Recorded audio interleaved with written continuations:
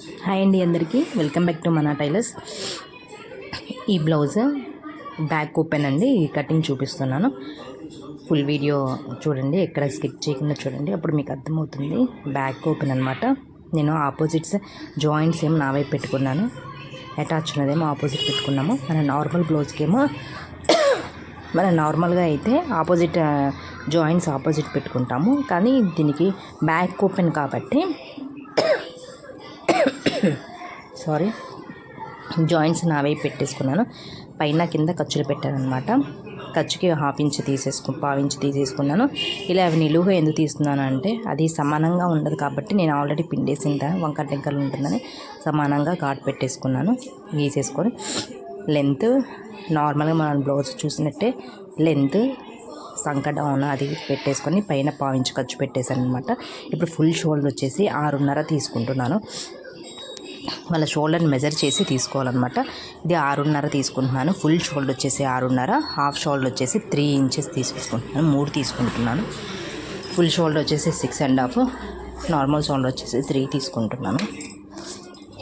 తీసేసుకొని neck down వచ్చేసి 3 తీసుకుంటున్నాను. 3.5 వాళ్ళ లెంత్ని బట్టి వాళ్ళ హైట్ని బట్టి మనం తీసుకోవాలన్నమాట. వీళ్ళు నార్మల్ హైట్, అందుకని 3 ఇంచెస్ తీసుకున్నాను.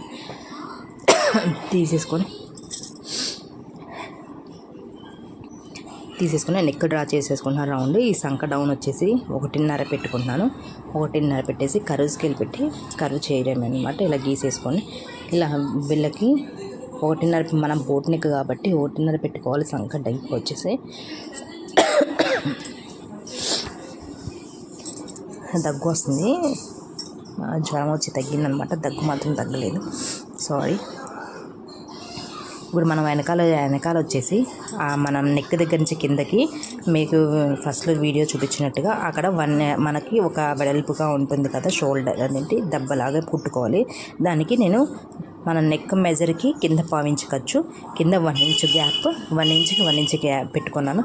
ఎందుకు పైన పావించి కింద పావించి పోగా మధ్యలో 1 ఇంచ్ వచ్చేసింది అనమాట. అలా వెడల్పుగా బోట్ నెక్కి మధ్యలో మనం జాయింట్కి కింద మన నెక్ చూసుకోవాలి. నెక్ డీప్ ఎంత ఉందో చూసుకొని మెజర్ చేసుకోవాలి కరెక్ట్గా. దానికి ఆ పై వెడల్పుగా దానికి కింద నెక్కి మధ్యలో గ్యాప్ ఎంత ఉందో చూసుకొని దాంట్లో సగం తీసుకోవాలి. దాని గ్యాప్ వచ్చేసి 5 ఇంచెస్ ఉంది. దాంట్లో 2.5 ఇంచులు పెట్టుకొని దాన్ని స్ట్రైట్గా గీసుకొని ఇలా కోన్ షేప్గా పెట్టుకున్నాను అనమాట. వీళ్ళకి ఈ నెక్ కావాలని అడిగారు, అందుకని ఈ నెక్ కట్ చేస్తున్నాను. పెట్టేసుకొని ఇప్పుడు మనం లేస్ జాయిన్ చేసుకుంటాం కదా, అది ఎంతవరకు వస్తుంది ఏంటి అని చెప్పేసి నేను ఇట్లా గీస్తున్నాను అనమాట. ఇప్పుడు మనం మాత్రం ఓన్లీ కోన్ షేప్గానే కట్ చేసుకోవాలి. ఇది బ్యాక్ ఓపెన్ కాబట్టి మనం ఇలా పెట్టేసుకుంటే చాలా బాగుంటుంది అనమాట. ఇప్పుడు మనకి ఇది సంక రౌండ్ సరిపోతుందా లేదా వెడల్పు అని చూసుకోవాలి.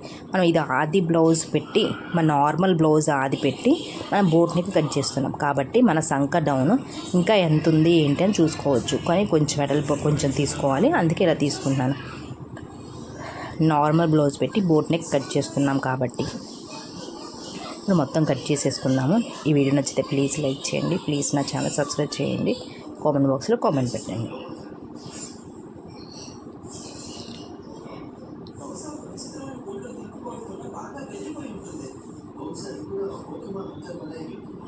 ఇప్పుడు ఖర్చుతో సహా కట్ చేస్తున్నాము. ఇప్పుడు ఫ్రంట్ నెక్, బ్యాక్ నెక్, ఈ వీ షేప్ కూడా మనం కట్ చేసేసుకోవాలి. వీళ్ళు ఏ నెక్ అడుగుతున్నారో అడిగి వాళ్ళని పెట్టుకొని కట్ చేసుకోవాలన్నమాట. వీళ్ళు ఈ నెక్ అడిగారు ఇలా వెడల్పుగా రావాలని చెప్పేసి సేమ్ ఇదే కట్ చేసాము. ఇప్పుడు చూడండి బ్యాక్ పార్ట్ కటింగ్ అయిపోతుంది అనమాట. ఇది బ్యాక్ పార్ట్ కటింగ్. ఇప్పుడు ఫ్రంట్ పార్ట్ కటింగ్ ఎలా చేయాలో చూస్తాను. ఇప్పుడు ఫ్రంట్ ముక్కను వేసుకున్నాను. జాయింట్ నా వైపు ఉంది, జాయింట్ నా వైపు పెట్టుకుని ఆపోజిట్ క్లాత్లు వేరుగా ఉండేది ఆపోజిట్ పెట్టుకున్నాను. ఇప్పుడు పెట్టేసుకొని back part same as it is ఎలా ఉందో మనం డ్రా చేసేసుకోవాలి. చేసేసుకున్న తర్వాత వీళ్ళు వచ్చేసి ప్రిన్స్ కట్ అనమాట. పైన పావించ ఖర్చు ఎంత లెంత్ ఉందని చూస్తున్నాను. దీని లెంత్ మెజర్ చేసేసుకొని ఇది ఇక్కడ వచ్చేసి చెస్ట్ వరకు 9 ఇంచెస్ పెట్టాను. 9.5 పెట్టేసుకున్నాను. మన చెస్ట్ ఇది షేప్ పట్టిల్ కాదు, ప్రిన్స్ కట్ కాబట్టి పైనుంచి కింద వరకు 9.5 పెట్టేసుకుంటాను. ఇక్కడ నుంచి వెడల్పు తీసుకొని 4 ఇంచులు తీసేసుకుంటున్నాను. తీసేసుకొని పెట్టేసుకున్నాను అనమాట. ఇక్కడ నుంచి 3 ఇంచులు తీసుకుంటున్నాను. 3 ఇంచుల దగ్గర నుంచి 2 ఇంచులు పెట్టేసుకుంటున్నాను. ఈ 2 ఇంచులు పెట్టేసుకొని ఇప్పుడు ఈ లైన్ మనం ఇది జాయిన్ చేసుకునే కలిపేలా చూడాలన్నమాట. సంక దగ్గరికి వెళ్ళిపోయి కింద గీసేసుకొని ఇలా స్ట్రైట్గా ఇలా కర్వ్ వచ్చేలా గీసుకొని ఇక్కడ నుంచి ఇది అబ్జర్వ్ చేయండి, కింద డౌన్ నుంచి పైకి లేపానమాట. కిందకి ఇలా వంకర పెట్టేసి లేపాను, వీడియోలో చూపిస్తున్నట్లుగా. అలా కట్ చేయడం వల్ల ఏంటి అంటే మనకి షేప్ కరెక్ట్గా వస్తుందన్నమాట. ఇప్పుడు మన సంక దగ్గర వచ్చేసి ఇక్కడ కూడా మనం ఫిల్ట్ పెట్టుకుని నార్మల్ బ్లౌజ్ పెట్టుకుంటాం కదా, అలా ఇది పెట్టేశాను. ఇది కట్ చేసుకోవాలన్నమాట. అటు ఇటు కట్ చేసేసుకొని పెట్టేసుకోవాలి. పైన కొంచెం డీప్ తీసుకుంటున్నాను. మనకి చెస్ట్ దగ్గర ఇలా రౌండ్గా మనకు అక్కడ జాయింట్ ఉండదు కాబట్టి ఇలా చూడటానికి చాలా బాగుంటుంది. అందుకే కొంచెం డీప్ తీసేసుకున్నాను. ఇంతేనండి ప్రిన్స్ కటింగ్ వచ్చేసి. ఇప్పుడు మన ఫ్రంట్ నెక్ దీనికి పైకి వద్దన్నారు. నార్మల్ బ్లౌజ్ ఎంత ఉందో అంతే పెట్టమన్నారు.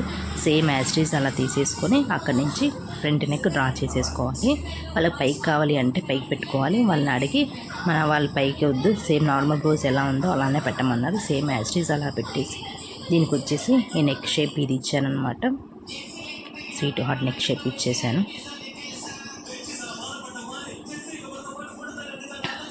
దీనికి సంక డౌన్ ముందు ఫ్రంట్ సంక డౌన్ కూడా గీయాలి.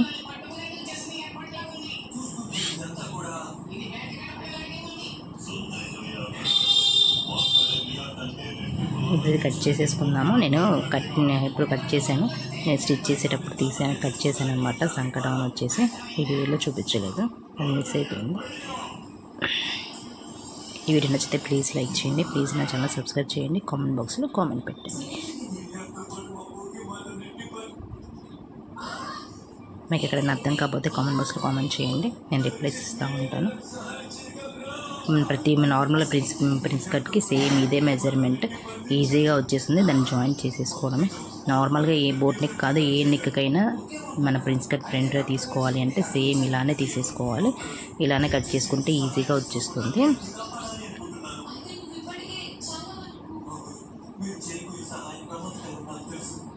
ఈ వీడియో చూసినందుకు థ్యాంక్ యూ.